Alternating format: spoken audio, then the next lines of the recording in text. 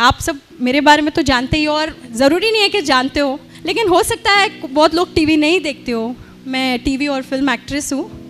मेरे जीवन में जो कुछ भी हुआ वो भरोसे से बहुत जुड़ा हुआ है, इसलिए मैं आपके साथ भरोसे के बारे में कुछ बांटना चाहती हूँ। मैं ये आप लोगों के साथ क्यों बांट रही हूँ? क्योंकि अभी आप में से कई लोगों की अभी शुरुआत है सफ़र की, और इस सफ़र में सबसे ज़्यादा आपको ज़रूरत पड़ने वाली है भरोसे की। क्योंकि मेरी जो शुरुआत हुई थी वो आप ही के उम्र से भी कम उम्र में मेरी शुरुआत हुई थी प्रभु के साथ, एक बहुत ही अनोखे तरीके से। और एक वचन है मेरे जीवन में जिसने मुझे आज यहाँ लाकर खड़ा किया है, और वो वचन भी हम देखेंगे आगे। लेकिन भरोसा मतलब क्या है? भरोसा हम जानते, हम एक पत्नी अपने पति पर भरोसा करती, पति अपने पत्नी पर भरोसा, ज़रूरी है कि नहीं? यहाँ जितनी पत्नियाँ हैं मानती है क्या बिना भरोसे के रिश्ता होता है किसी के पास ऐसा रिश्ता बिना भरोसे के? हम भरोसा करते तो ही रिश्ता कायम होता है। तो भरोसा बहुत ज़रूरी है। लेकिन सही मायने में बाइबल के अनुसार भरोसा क्या है? एक पेड़ पर एक छोटा सा बच्चा बैठा है, और उसकी छोटा बच्चा और उसके माँ बाप नीचे खड़े हुए, माँ या बाप, वो सोचता नहीं है कि अब जंप करूँगा तो मैं नीचे गिरूँगा। उसको पूरा भरोसा है कि उसके माँ या बाप उसे अपने इसमें ले लेंगे। वो ज़्यादा सोचता नहीं है। उस तरह का भरोसा बाइबल उसके बारे में बात करता है, एक बच्चे के जैसे। यीशु ने कहा ना, जब तक तुम बच्चों की तरह नहीं बनोगे तुम परमेश्वर के राज्य में प्रवेश नहीं कर सकते। क्यों ऐसा बोला? क्योंकि वहाँ पे भरोसे की ज़रूरत होती है, और वो भरोसा एक बच्चा करता है अपने माँ बाप पे। सोचता नहीं है अरे थोड़ा सा इधर हो गया तो मैं गिर जाऊँगा, उधर हो गया। वो अपने आप को छोड़ देता है अपने माता पिता के हाथों में। वो माता पिता जो फिर भी पूरे सिद्ध नहीं है, हो सकता है वो चूक जाए, तो हमारा परमेश्वर कितना सिद्ध है ना? आमीन। तो हमारा परमेश्वर कितना महान है, और हम कितना अपने आप को उसके अंदर छोड़ सकते हैं, उस तरह का भरोसा। अब आप सोचो कि मैं क्यों इस बात को आपसे बांट रही हूँ, क्योंकि ये मेरे गवाही से बहुत जुड़ा हुआ है। मेरा पूरा जीवन इस भरोसे पे ही टिका हुआ है आज तक। एक और वचन देखेंगे हम, मत्ती की किताब 6:33। परमेश्वर के राज्य को खोजो, सत्य को खोजो, और तुम्हारी सारी ज़रूरतें पूरी होंगी। क्या होगी? पूरी होंगी। अगर आप मेरे पूरे जीवन को एक छोटे से इसमें डालना चाहते हो वचन में, तो वो ये है, परमेश्वर के राज्य को खोजना, उसके सत्य को खोजना। अब मेरी शुरुआत कहाँ पर हुई? मैं कभी एक्टर नहीं बनना चाहती थी। आप हैरान होंगे, आपको लगता होगा ये बचपन से ही सपने देखती होगी एक्टर बनने का, इसलिए एक्टर बन गई। मैं आप लोग से इसलिए बांट रही हूँ क्योंकि कभी कभी हम सोचते हैं कि हमारे जीवन में ऐसा होना चाहिए, लेकिन परमेश्वर की योजना आपके लिए उससे बेहतर होगी अगर आप उस पर भरोसा करोगे तो। किस तरह का भरोसा? वो बच्चे की तरह। किस तरह का भरोसा? उस कुर्सी पे बैठने वाला भरोसा, अपने जीवन की गाड़ी का ड्राइवर उसे बनाना। आमीन। तो मेरी शुरुआत जब हुई, मैं बहुत छोटी थी, 11 साल के एज में। मैं अन्य जाति से आती हूँ। 11 साल के एज में मेरे को बहुत सारे सवाल आ गए कि बहुत सारे भगवान हैं, बहुत सारे देव देवता है, तो सच्चा परमेश्वर कौन है? वो मेरे 11 साल के एज में मेरे माइंड में आना शुरू हुआ कि हम यहाँ पर है क्यों? हम खाते पीते, शादी करते, बच्चे होते, फिर वो भी बड़े हो जाते, फिर उनका हम देखते, इंश्योरेंस करते, ये करते, वो करते, फिर हम भी चले जाते। मकसद क्या है जीवन का? ये 11 साल की एज में है ना। यहाँ पे बहुत सारे ऐसे होंगे, है कि नहीं? आपको भी बहुत कम उम्र में ये बात आई होगी माइंड में, क्योंकि ये बात है ना, प्रभु ने हमारे लिए एक योजना बनाई, इसलिए वो हमारे माइंड में वो चीज़ आती है, क्योंकि वो हमें कहीं ले जाना चाह रहा है। और उस वक्त मुझे यीशु के बारे में कुछ भी नहीं पता था। मैं उस मार्ग में चल ही नहीं रही थी, और ना ही मुझे इंटरेस्ट था। मैं सच कह रही हूँ आपको, मैं बहुत ही साधारण इंसान हूँ, आप ही की तरह हूँ, सब कमज़ोरियों के साथ। मैं वैसे ही थी जैसे आप हो, वैसे ही हूँ। तो मेरे को यीशु में जाना ही नहीं था। मेरे को चिढ़ आती थी एक्चुअली यीशु के नाम से, और कोई मुझे बोलता बाइबल पढ़ो तो मैं बोलती थी नहीं चाहिए, ऐसी थी मैं। लेकिन बाकी सब पढ़ती थी मैं, 6 बार मैंने पढ़ लिया बाकी सब किताबें। क्यों? मुझे इंटरेस्ट था जानने के लिए सच्चा परमेश्वर कौन है, सच्चा परमेश्वर कौन है। एक दिन मैं बहुत ही निराश हो गई। मैं टेरेस पर गई अपने बिल्डिंग के, वो बंगला था हैदराबाद में, हाँ, बाजू वाले के बंगले में। हम लोग के पास बंगला भी नहीं था, हम लोग छोटे से घर में रहते थे। तो वो बंगले पे गई और मैंने फूट फूट के रोना शुरू किया। हमारे लाइफ में वैसे भी बहुत प्रॉब्लम्स चल रही थी। फूट फूट के रोना शुरू किया और मैंने बोला तू कौन है, तू मुझे बता, मैं जानना चाहती हूँ तू कौन है। ऐसे आसमान को देख के मैंने बोला तू अदृश्य परमेश्वर, मैं नहीं जानती तू कौन है, पर तू मुझे बता। मैं तेरे को कोई नाम नहीं देती, कोई धर्म नहीं देती हूँ, बट तू मुझे अपने आप को प्रकट कर। मैं सब कुछ तेरे हाथों में छोड़ती हूँ। अब आगे क्या होगा तू ही देख ले, तू मुझे बता तू कौन है बस। और मेरे को रातों को नींद नहीं आती थी इस बात को लेकर कि परमेश्वर कौन है एक्चुअली, वो एक जीवित परमेश्वर कौन है इतने सारे नामों में। और फिर ये मैंने बात उनके हाथों में छोड़ दी। मुझे साइंटिस्ट बनना था, पढ़ाई में बहुत रुचि थी मेरी, और हालांकि पढ़ाई में बहुत गैप्स आए प्रॉब्लम की वजह से। तो जब मैं 10वीं कर रही थी मुझे लगा कि मैं कॉलेज भी जाऊंगी। मेरा प्राइवेट 10th कर रही थी, मैंने फॉर्म्स भी भर दिए थे। ये जब मैं 16 साल की थी, ये तब की बात है। तब तक ये सवाल और भी गहरा होता गया। मैंने गॉड से टेरेस पर ये रो के पूछा। उसके 3 महीने के अंदर कुछ ऐसा बड़ा हादसा हुआ, मेरे पिताजी गायब हो गए। वो मुंबई में रहते थे, हमारे खर्चे के लिए यहाँ से मुंबई से हैदराबाद पैसे भेजते थे। उसी खर्चे पे, उसी पैसे पे हमारा घर चलता था, रेंट, खाना पीना जो भी है। मैं, मेरी मम्मी और मेरी छोटी बहन। अब वो कहाँ गायब हो गए पता नहीं, ना पैसे आ रहे ना फ़ोन आ रहा है। मुंबई फ़ोन कर रहे तो कुछ पता नहीं, कुछ पता नहीं। ये 3 महीने के अंदर जो मैं टेरेस पे जाके यीशु से, परमेश्वर से, यीशु तो तभी पता ही नहीं था, परमेश्वर से मैंने बोला तू मुझे रास्ता बता, तू कौन है। ये 3 महीने के अंदर ये सब कुछ होने लगा। मेरा SSC कंप्लीट हो गया, तब तक कॉलेज के फॉर्म्स भरने तैयारी हो रही थी। इतने में ये हुआ, मम्मी बोली चलो मुंबई चलते, देखना पड़ेगा किधर है वो, वरना हम लोग गुजारा कैसे करेंगे, कोई नहीं हमारी मदद करने वाला, कोई भी नहीं। क्योंकि मम्मी भी बहुत गरीब परिवार से आती थी, तो डैडी थोड़े से पैसे वाले थे, लेकिन उनके भी बहुत सारे लिटिगेशन प्रॉब्लम्स, ये वो बहुत कुछ चल रहा था हमारे जीवन में। तो चलो हम मुंबई चलते। तो मुंबई आए हम लोग, ढूंढने लगे, उधार के पैसे लेके आए किसी से, ढूंढने लगे। एक छोटे से लॉज में ठहरे। आज भी वो लॉज वैसे के वैसा ही है उधर, airport palace, Santa cruise east में। अभी भी मैं जाके पिक्चर्स निकाल के लाई वहाँ पे।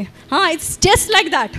कुछ बना नहीं, पेंटिंग नहीं हुई उस बिल्डिंग की ठीक से, वैसे की वैसे ही इतने सालों में। मैं 16 साल की थी तभी।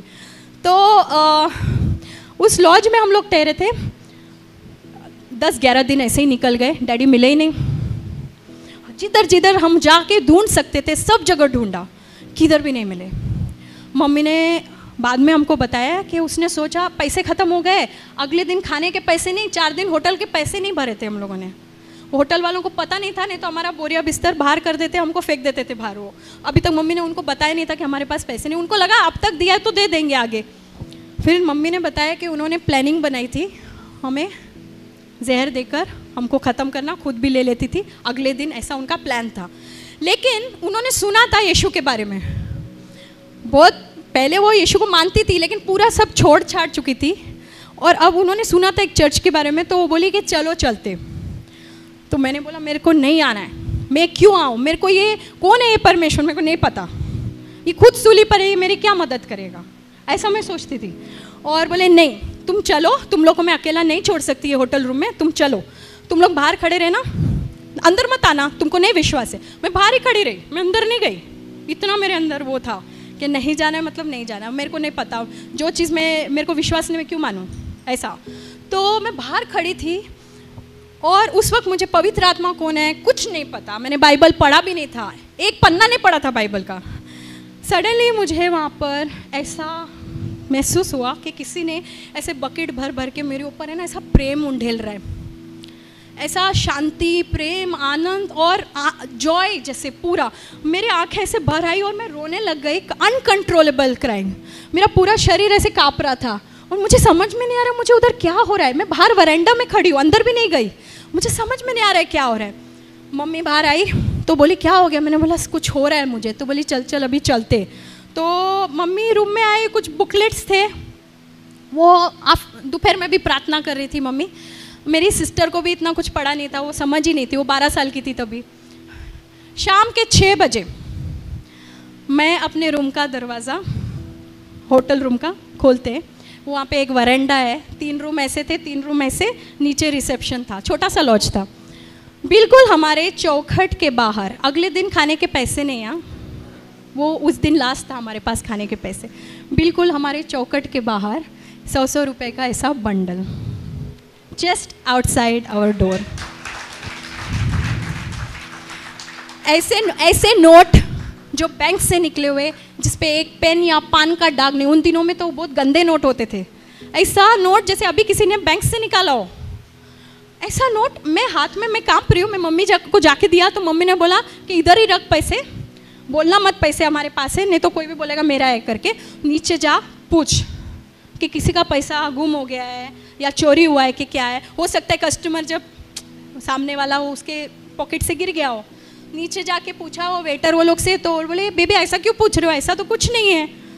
तो मैं ऊपर आके मम्मी को बोला ऐसा कुछ नहीं है। फिर हमने वो पैसे गिने, 4 दिन हमारे होटल का उसमें पैसा था, 4 दिन का वो भरने का, और आगे के 3-4 दिन हम 3 टाइम का खाना हम लोग तीनों खा सकते थे, उतना पैसा उस बंडल के अंदर था। मैं बोली कौन है ये भाई, पहली बार गए, मैं तो मानती भी नहीं हूँ, इतने जगह गए, इतना कुछ किया, जीवन ऐसा ही ऐसा ऐसा ऐसा जा रहा है, ये क्या है।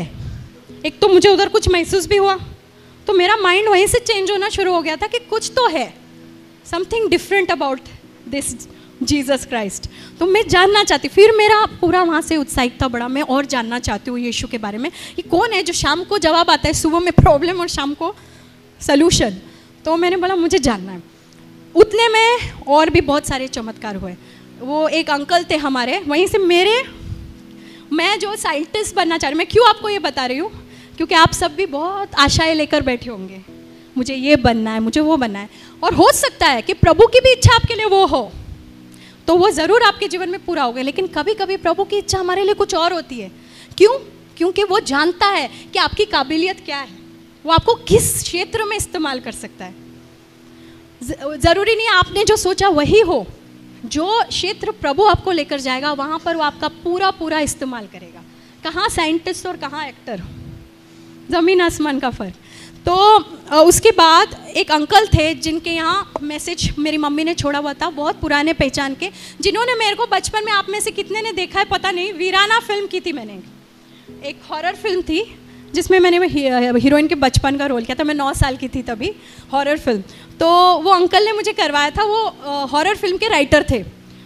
वो आए, वहाँ मैसेज छोड़ा था, वो आउट ऑफ टाउन थे, वो भी सही समय पर आए जब हमारा ये पैसा ख़त्म होने को आ रहा है। वो आ गए, आगे उन्होंने हमारी और मदद की, और सबसे बड़ा चमत्कार, वो वहाँ बैठते हैं, एक फ़ोन लगाते हैं, एक बहुत भले मानुस को, जो एक फैमिली टाइप आदमी थे, बिजनेसमैन थे, उन्होंने फिल्म बनाने की सोची थी लेकिन उनका फिल्म फ्लॉप हो गया था, तो उन्होंने एक ऑफिस कम रेजिडेंस जैसे लेके रखा था शास्त्री नगर, लोखंड वाला, बहुत पॉश एरिया में। अब वो 8 महीने का रेंट भर चुके थे वहाँ पे, और वो ऑफिस यूज़ ही नहीं कर रहे थे, और वो जो लैंडलॉर्ड थी वो पैसे वापस नहीं कर रही थी, बोले कि 8 महीना रह के आप छोड़ दो। वो खाली घर ऐसे ही पड़ा था, फुल्ली फर्निश्ड।